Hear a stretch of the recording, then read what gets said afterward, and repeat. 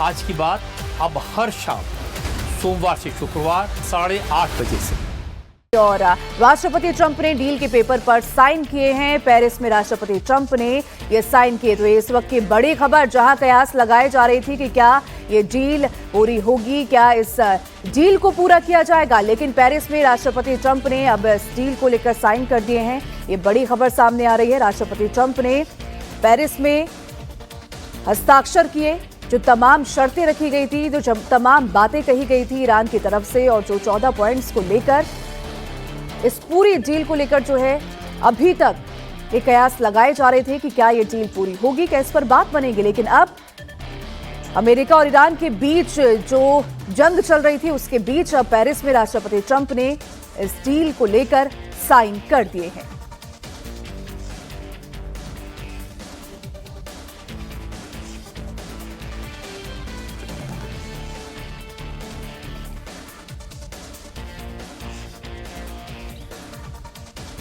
तो इस वक्त की बड़ी खबर हम बता रहे हैं आपको कि डिजिटली सिग्नेचर हो चुके हैं मेमोरेंडम ऑफ अंडरस्टैंडिंग को लेकर अमेरिका और ईरान के बीच।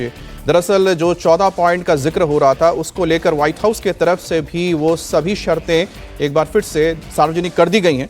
और इस सार्वजनिक की गई जो डिटेल्स हैं, उसमें सबसे अहम है कि किस तरह से अमेरिका और उसके सहयोगी आने वाले वक्त में ईरान में रिकंस्ट्रक्शन के नाम पर करीब $300 बिलियन का इन्वेस्टमेंट करेंगे। लेकिन ये तभी की जाएंगे जब 60 दिनों के अंदर जो शर्तें रखी गई हैं, जिसमें स्ट्रेट ऑफ हॉर्मुज़ को पहले की तरह खोलने से लेकर परमाणु हथियारों को लेकर जो बातचीत होने जा रही है, उसको लेकर ईरान क्या कदम उठाता है। अमेरिका उसके बाद धीरे धीरे सैंक्शंस हटाएगा। साथ ही करीबन $24 बिलियन जो ईरान के इस वक्त दुनिया के अलग अलग देशों में इस वक्त पड़े हुए हैं या फिर जिनको फ्रीज करके रखा गया है, उन्हें भी धीरे धीरे रिलीज करना शुरू करेगा। और ये जो सिग्नेचर हुआ है डिजिटली किया गया, यानी कि अमेरिका की ओर से डोनाल्ड ट्रंप ने इसको सिग्नेचर किया है। दूसरी तरफ बताया जा रहा है कि मसूद पेजेश्कियान जो ईरान के राष्ट्रपति है, उनकी तरफ से, या हो सकता है मुश्तबा खैमनी की तरफ से इस पर साइन किए गए हैं। और इस तरह से एमओयू पर साइन हो चुके डिजिटली। लेकिन 19 तारीख यानी कि कल स्विट्जरलैंड में एक बैठक होगी, जिसमें आमने सामने बैठकर एक बार फिर से इस पूरे एमओयू के मसौदे पर चर्चा होगी। आने वाले 60 दिनों में किस तरह से तमाम शर्तों को जमीन पर उतारा जाएगा। लेकिन सबसे अहम है परमाणु हथियारों का ना रखने का शर्त।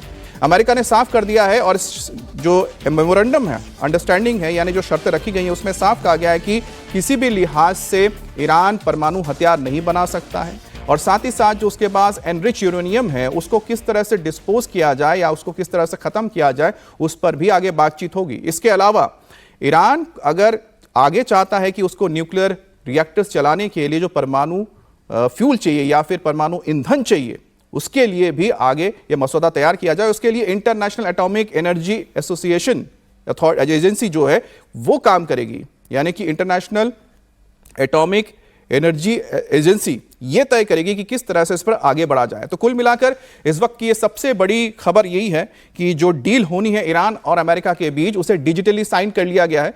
मतलब जाहिर सी बात है कि डोनाल्ड ट्रंप हो सकता है कि अब नहीं जाएंगे स्विट्जरलैंड, जैसा कि उनके जाने की बात हो रही थी। और इसके लिए हो सकता है कि जेडी वांस दौरा करे स्विट्जरलैंड का। और दूसरी तरफ अब्बास आरागाची और साथ ही जो स्पीकर हैं गालिबाफ, उनकी ओर से, ईरान की ओर से इस बैठक में शामिल होंगे, जिसमें आने वाले 60 दिनों के लेकर कि 60 दिनों में किस तरह से इन सभी शर्तों को जमीन पर उतारा जाएगा, किस तरह से इंप्लीमेंट किया जाएगा, उसके लिए एक बड़ी रूपरेखा तैयार की जाएगी। और जिस दौरान ये सिग्नेचर हो रहे थे, आप देख सकते हैं तस्वीर, जिसमें डोनाल्ड ट्रंप इसमें सिग्नेचर कर रहे हैं और साथ में यहाँ पर फ्रांस के राष्ट्रपति इमैनुअल मैक्रों भी बैठे हुए हैं। और जिस तरह से यूरोप के तमाम देशों ने भी कहा है कि इस एमओयू को लागू करने में और सैंक्शंस को हटाने के लिए भी जो शर्तें रखी गई हैं, उसमें यूरोप भी अमेरिका का पूरी तरह से साथ देगा। भारत का रुख इसमें बहुत ही साफ रहा है। प्रधानमंत्री मोदी ने तारीफ की है और प्रधानमंत्री मोदी ने कहा है कि वो उम्मीद करते हैं कि जिस तरह से शांति वार्ता की पहल करके एक ये समझौता तैयार हुआ है, लेकिन सबसे जरूरी है जो पेचीदे मुद्दे हैं, जिसमें सबसे महत्वपूर्ण है परमाणु प्रोग्राम और परमाणु हथियारों को ना रखने का शर्त, उसको किस तरह से दोनों देश आगे इंप्लीमेंट करेंगे या फिर उनको अबली जामा पहनाएंगे, ये देखने वाली बात होगी, क्योंकि इसके लिए बहुत ही ज़्यादा धैर्य चाहिए होगा। हालांकि डोनाल्ड ट्रंप जिस तरह के आप जानते हैं कि कभी भी इस डील में वो अमेरिका के हितों का खास तौर पर ध्यान रखते हैं, तो इसमें अगर पूरे एमओयू में देखा जाए, जो उनकी पहली शर्त और पहले दिन से उन्होंने कहा था स्ट्रेट ऑफ हॉर्मुज़ को खोलना, वो इसमें शामिल है। दूसरा है परमाणु हथियारों को लेकर पूरी तरह से ईरान को झुकना पड़ेगा।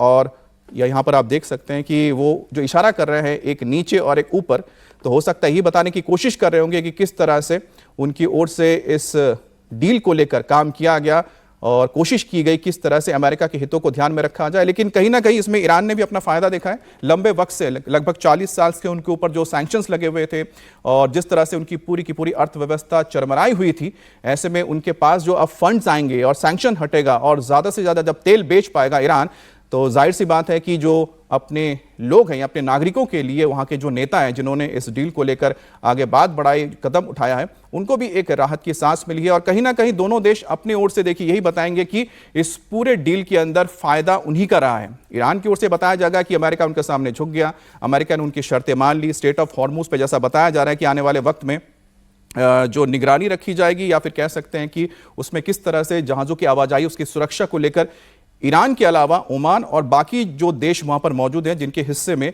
ये इलाका आता है, चाहे वो यूएई हो, बहरीन हो, कतर हो, सभी अपने अपनी ओर से इसका ध्यान रखेंगे। लेकिन कहीं ना कहीं जैसे पहले भी, यानी कि जो युद्ध हुआ था 28 फरवरी को, उससे पहले भी इस इलाके में एक वर्चस्व देखा जाता था स्ट्रेट ऑफ हॉर्मुज में ईरान का, तो वो भी कायम रहेगा। और दूसरी बड़ी बात है कि किस तरह से आने वाले वक्त में सैंक्शंस हटने के बाद ईरान यहां पर अपनी अर्थव्यवस्था को लेकर आगे काम करता है। और जिस तरह से $300 बिलियन रिकंस्ट्रक्शन को लेकर बातें कही गई हैं, यानी कि $300 बिलियन जो इन्वेस्ट किया जाएगा, जिसमें सिर्फ अमेरिका नहीं होगा, यानी कि जो भी गल्फ कंट्रीज हैं, यानी कि जो तमाम गल्फ कंट्रीज है जिसमें सऊदी अरेबिया आता है, बहरीन आता है, कतर आता है, कुवैत है, इसके अलावा यूएई है, ये तमाम देश मिलकर जो इन्वेस्टमेंट करेंगे या रिकंस्ट्रक्शन करेंगे, उसका भी जिक्र किया गया है। तो कुल मिलाकर देखा जाए तो एक तरह से ईरान अपने देश को निवेश के लिए खोल रहा है, और ये सीधे अमेरिका का निवेश तो नहीं होगा, लेकिन अमेरिका के जो मित्र देश है उसके जरिए ही उसने अपने बाजार को खोलने की तरफ एक तरफ से कदम उठा लिया है। और हालांकि भारत के लिए बहुत अच्छी खबर यह भी है कि अगर तेल को लेकर सैंक्शन हटता है तो भारत एक बार फिर से ईरान से तेल खरीद सकता है। भारत और ईरान के बीच जो संबंध रहे हैं, खासतौर पर व्यापारिक संबंध, वो बहुत ही अच्छे रहे हैं और लगातार भारत ईरान से तेल खरीदता रहा है। और एक बार सैंक्शन हट जाने के बाद भारत के लिए जो तेल का स्रोत है वो भी बेहतर हो जाएगा।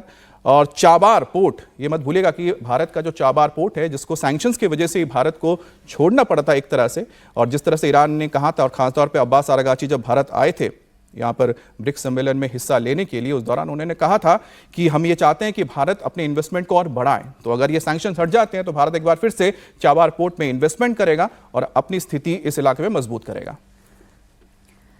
तो अमेरिका और ईरान में महीनों से चली आ रही जंग आखिरकार खत्म हो गई है। अमेरिकी राष्ट्रपति डोनाल्ड ट्रंप और ईरानी राष्ट्रपति मसूद पेज़ेश्कियान ने बुधवार को एमओयू पर साइन कर दिए हैं। यह समझौता तत्काल प्रभाव से लागू हो गया है। अमेरिकी अधिकारी के मुताबिक ट्रंप ने फ्रांस के पैलेस ऑफ वर्सेलिस में मैक्रों के साथ डिनर के दौरान अमेरिका ईरान एग्रीमेंट के हार्ड कॉपी पर ऑफिशियल तरीके से ये साइन किए हैं। साइन किए गए एग्रीमेंट की कॉपी ईरान और मध्यस्थ करा रहे देशों को भेज दी गई है। इससे पहले रविवार को अमेरिकी उपराष्ट्रपति जेडी वेंस और ईरान के मुख्य वार्ताकार मोहम्मद बाकिर गालिबाफ ने एमओयू पर इलेक्ट्रॉनिक रूप से साइन किए थे। एमओयू पर साइन होने से दोनों देशों के बीच लगभग 4 महीने से ये जो संघर्ष चली आ रही थी वो अब खत्म होती हुई नजर आ रही है। हालांकि इस बीच माना यह भी जा रहा है कि ये फाइनल डील जो होगी वो 19 जून को जिनेवा में सिग्नेचर के बाद होगी। वहां पर भी जो है सिग्नेचर करने पड़ेंगे और तब जाकर ये माना जा सकता है कि आधिकारिक तौर पर ईरान अमेरिका के बीच जो पीस डील थी वो पूरी तरीके से अब हो गई है। तो अब देखना ये होगा कि जिनेवा में जो है 19 जून को अमेरिका की तरफ से और ईरान की तरफ से क्या कुछ बयान सामने आता है, और जब ये सिग्नेचर पूरे होंगे तब इसे माना जाएगा कि ये संघर्ष जो है वो अब खत्म हो गया है। तो आप तस्वीरों में भी देख सकते हैं कि इस डील में आखिर क्या क्या डिटेल्स थी, ये आपको बता देते हैं। परमाणु हथियार नहीं बनाने की गारंटी अब ईरान देगा अमेरिका को। इसी के साथ ईरान के एटमी प्रोग्राम की इंटरनेशनल निगरानी होगी। किस तरीके से वो परमाणु हथियार बना रहा है या नहीं बना रहा है, ये भी निगरानी के तौर पर जो है देखा जाएगा। और ईरान को $300 अरब का प्राइवेट इन्वेस्टमेंट भी मिलेगा। तो अमेरिका की तरफ से ये तमाम बातें हालांकि कही गई है। हालांकि ईरान इन सब जो पॉइंट्स थे इन पर सहमत एक तरीके से हो गया है और ईरान को $150 अरब का कमिटमेंट भी हो चुका है। ईरान को अपने जब्त $150 अरब भी हासिल होंगे। अमेरिका की तरफ से ये बात कही गई, किस्तों में ईरान को ये रकम ट्रांसफर की जाएगी और साथ ही साथ जो तमाम बातें कही जा रही थी, ईरान को तेल, पेट्रोकेमिकल एक्सपोर्ट की भी अब छूट मिलेगी। तो ईरान पर काफी सारे सैंक्शंस लगाने के बाद जो थी वो अब हालांकि पूरी हो गई है। अमेरिका की तरफ से कहा गया है कि जितने भी सैंक्शंस लगाए गए थे अमेरिका की तरफ से ईरान पर, वो सैंक्शंस अब इस डील के बाद खत्म हो जाएंगे और इस डील के बाद कहीं ना कहीं ईरान को भी फायदा होगा। ईरान की जो इकोनॉमी है गिरती हुई, जो धरातल पर जाती हुई नजर आ रही थी, वो इकोनॉमी भी अब उठती हुई नजर आएगी। तो 19 जून को जिनेवा में फाइनल सिग्नेचर होंगे, फाइनल साइन होंगे और उसके बाद ये पीस डील जो है वो पूरी हो जाएगी। तो एक पड़ाव यानी कि जो सिग्नेचर थे फ्रांस में बैठकर अमेरिका के राष्ट्रपति डोनाल्ड ट्रंप ने कर दिए हैं। अब ऐसे में बात होगी जिनेवा में, जब ये मीटिंग होगी और जिनेवा में 19 जून को सिग्नेचर किए जाएंगे, तब इसे माना जाएगा कि ये डील अब पूरी हो चुकी है।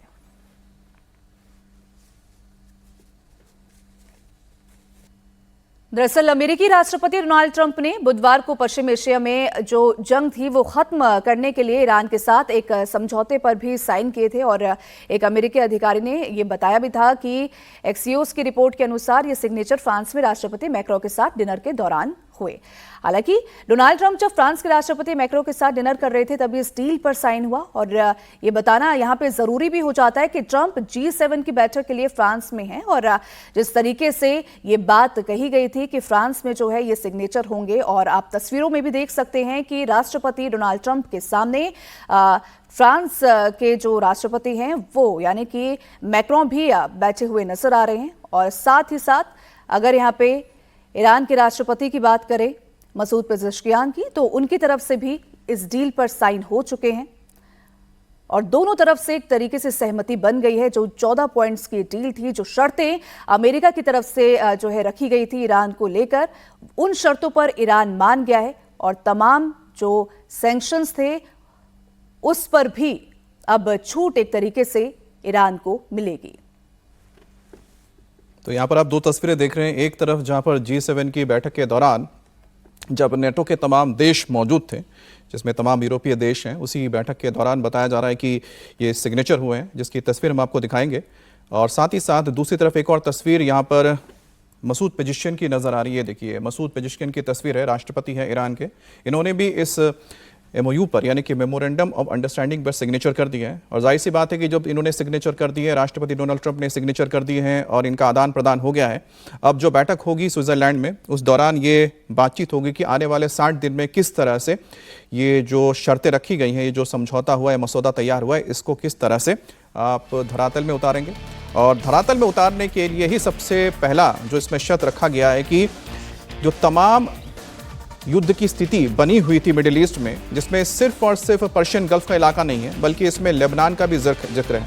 अब जब लेबनान का जिक्र हो रहा है तो ऐसे में क्या इजराइल लेबनान में अपने अभियान को बंद कर देगा और क्या वहाँ पर जो हिजबुल्लाह जो एक तरह से प्रॉक्सी है ईरान का, क्या वो वहाँ पर इजराइल के ऊपर हमले करना बंद कर देगा। ये अपने आप में एक बहुत पेचीदा मसला है और पेचीदा मसौदा है जो इस शर्त में रखी गई है। अब इसके साथ ही एक सवाल ये भी उठाया गया है कि अपनी अपनी संप्रभुता पर का ध्यान रखेंगे। अब अमेरिका की संप्रभुता जो पर्शियन गल्फ में कहाँ पर है, इसको लेकर आपको सोचना होगा। दूसरी बात है ईरान की संप्रभुता कहाँ पर है। जाहिर सी बात है कि इसमें बताया जा रहा है कि अमेरिका के जो भी बेसेस मौजूद हैं पूरे मिडिल ईस्ट में, उसके ऊपर ईरान हमले नहीं करेगा। उसी तरह से ईरान के ऊपर भी कोई हमला नहीं किया जाएगा। अमेरिका के जो बेसेस मौजूद है, जैसे कि बहरीन में 5th फ्लीट का हेडक्वार्टर है। इसी तरह से जो नेगोशिएशन होगी ये अगले 60 दिन तक चलेगी, यानी कि 2 महीने का वक्त दिया जाएगा। अब अगले 2 महीने तक सिर्फ इस पर ही बातचीत होती रहेगी कि किस तरह से ये जो पेचीदे मसले हैं इनको दूर किया जाए। हालांकि सबसे अहम इसमें है कि हॉर्मुज को खोलना पहली प्राथमिकता बताई गई है, जिसके तहत अमेरिका ने अपने ब्लॉकेड्स हटा लिए, यानी कि अपने जहाज़ों को हटा लिया है। या फिर कह सकते हैं कि जो अमेरिकी जहाज़ मौजूद है इस वक्त गल्फ ऑफ ओमान में, ओमान की खाड़ी में या फिर अरब सागर में, वो किसी भी उस जहाज़ को अब टारगेट नहीं करेंगे जो स्टेट ऑफ हॉर्मुज की तरफ जा रहा हो, ईरान की ओर जा रहा हो। उसी तरह से ईरान की ओर से भी IRGC की ओर से कोई हमले नहीं किए जाएंगे जो भी जहाज़ यहाँ से आवाजाही कर रहे हैं। अब सोचिए कि अगर 28 फरवरी से पहले के हालात बनाने हैं। तो ऐसे में रोजाना इस स्ट्रेट ऑफ हॉर्मुज से करीब 90 जहाज आवाजाही करते हैं। अब 90 जहाज़ों की आवाजाही रोजाना अगर होगी तो उसको वापस आने में भी थोड़ा वक्त लगेगा। और साथ ही साथ जैसा हम बता रहे हैं कि वहां पर आपने लंबे वक्त से सुना है कि माइंस लगाए गए हैं, जो पानी में माइंस डाले गए थे उनको भी हटाना एक बड़ी शर्त होगा। तो इसी तरह से इस डील को लागू करने में करीब 2 महीने का वक्त लग जाएगा।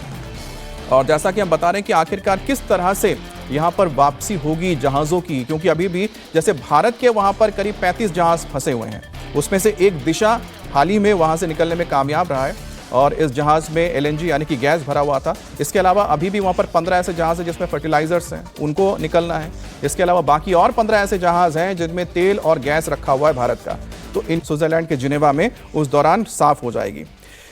इसके अलावा जिस तरह से ईरान ने यह कहा है कि ओमान के साथ मिलकर, इस शर्त में लिखा गया है ओमान और साथ ही साथ ईरान मिलकर यह तय करेंगे और वो देश जिनकी सीमा लगती है स्ट्रेट ऑफ हॉर्मुज के साथ, कि किस तरह से स्ट्रेट ऑफ हॉर्मुज की सुरक्षा को सुनिश्चित किया जाएगा।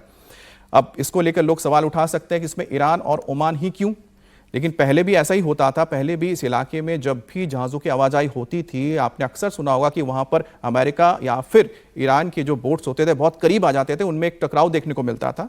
तो पहले भी यहाँ पर कहीं ना कहीं एक तरह से ईरान का वर्चस्व रहा था, आने वाले वक्त में भी रहेगा। लेकिन अब यह हो सकता है कि अमेरिका के जहाज अगर आवाजाही कर रहे हैं तो उसके साथ किसी तरह के गतिरोध देखने को नहीं मिलेगा। तो यह भी सुनिश्चित करने का काम फिलहाल ईरान के साथ साथ अब ओमान को भी दिया गया है और हो सकता है इसमें यूएई भी शामिल होगा, क्योंकि स्ट्रेट ऑफ हॉर्मुज के सबसे करीब यही आते हैं और भारत के साथ ओमान के पहले ही ट्रेड डील फाइनल हो चुकी है। तो ऐसे में भारत के लिए बहुत अच्छा आप समझ सकते हैं कि मौका है यहां पर अपने हितों को आगे ले जाने के लिए।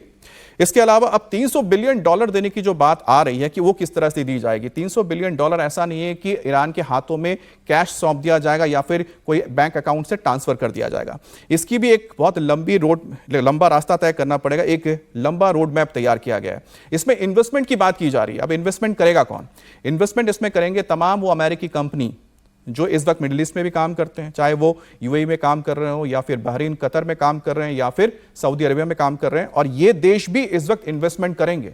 तो इन्वेस्टमेंट जब करेंगे तो वहां पर क्या होंगे, वहां पर तमाम जो बड़े बड़े ब्रिजेस गिरा दिए गए थे उनको फिर से बनाने का काम शुरू होगा, जो सड़कें खराब हुई थी या फिर एयरपोर्ट खराब हुए थे और साथ ही जो भी वहां पर बिजली के संयंत्र थे वो खराब हो गए थे, बर्बाद हो गए थे, उनको एक बार फिर से बनाया जाएगा। तमाम वो इमारतें जो नुकसान जिनको पहुंचा था उनको एक बार फिर से बनाया जाएगा। तो कुल मिलाकर आप समझिए कि $300 बिलियन का इन्वेस्टमेंट होगा, जिसमें अमेरिकी कंपनियां इसमें जा रही हैं। अमेरिकी कंपनियां अब कदम रखने जा रही है। 1979 के बाद ऐसा पहला मौका होगा, या तो अमेरिकन कंपनियां आप कह सकते हैं कि जो अरब देश है उनके साथ मिलकर अब अमेरिका कदम रखने जा रहा है। तो ये कुछ अहम पॉइंट्स हैं जो हमने आपको बताया है कि किस तरह से आने वाले वक्त में ये अमेरिका और ईरान के बीच जो समझौता हुआ है उसमें ये डील साइन होगी और इनके शर्तों को माना जाएगा। लेकिन बड़ी बात है कि सैंक्शंस हटाने का जो काम शुरू होगा वो धीरे धीरे होगा।